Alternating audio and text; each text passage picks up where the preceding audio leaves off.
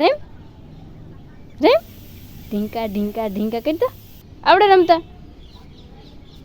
યે આહા હાય આહા હાય.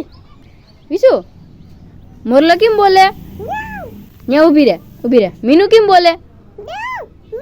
ગલુ કેમ બોલે? હાવ હાવ.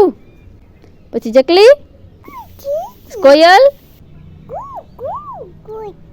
પછી કૂતરું કેમ બોલે? આમ જો મીનુ કેમ બોલે? પછી મોરલો, પછી કોયલ.